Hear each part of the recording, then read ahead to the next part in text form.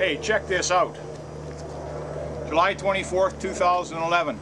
I'm 57 years old today. Liver transplant 9.5 years ago. So I thought I'd come to the Pan Am pool here in Winnipeg, Canada for a nice leisurely swim. In December 2001, hepatitis C had destroyed my liver and ravaged my body. Death was chasing me and I had nowhere to hide. Thank God I received a life-saving liver transplant on January 27th, 2002.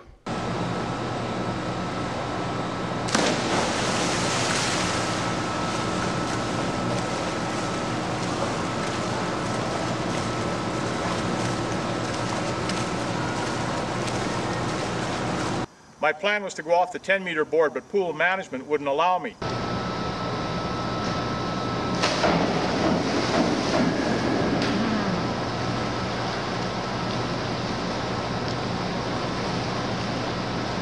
I hadn't been off a diving board in more than 30 years, and when I stepped up onto the 1-meter board, I couldn't help thinking about how the excess fluid in my abdomen had pushed a part of my intestine through my stomach wall and into my scrotum, giving me an inguinal hernia.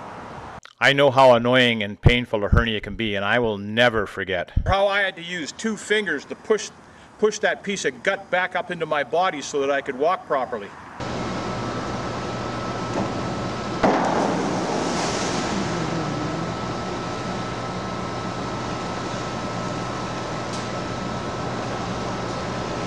When I climbed the ladder up onto the 3-meter board, I couldn't help thinking about all the damage that hepatitis C had done to my body when it destroyed my liver, and the type 2 diabetes that I developed after my transplant.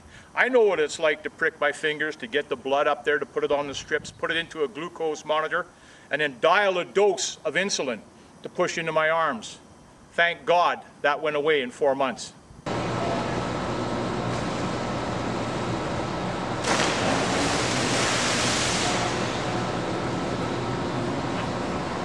As I stood on the 5-meter platform looking 16 feet down into the water, I thought about the failed hepatitis C treatment that I'd taken in 2003, where 9 injections of interferon combined with ribavirin left me with a massive blood clot in my right leg and pneumonia in both lungs. I knew how it felt to have my right leg swell to the point where it felt like it was going to burst.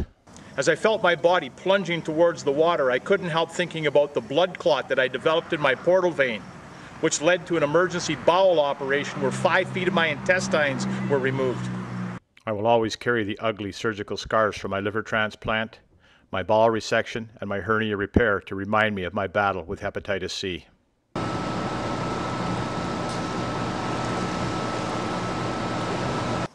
And as I climbed the ladder to step out of the pool, I couldn't help thinking about the 2 basal cell cancer operations I'd had on my nose, where large cancerous tumors were removed. Thumbs up for God. I don't do this to show what I can do. I do it to show what God gave me. We're only going one way here. Thank you, Dr. Wong. 7 years coming here to help to share my story with some future doctors is such an honor. And one thing I'd like to say right off the bat is that everything you see me do in the videos, and there's quite a few places where I am on MySpace and all different kinds of websites, is I don't take any credit for anything that you see me do in these videos. I give it all to God.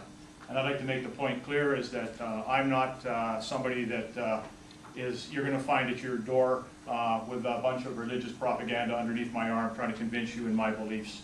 I don't preach, teach, or sell religion. When my back was against the wall, a true story, made a promise to God that if He gave me my health back, showed me miracles, I would tell people.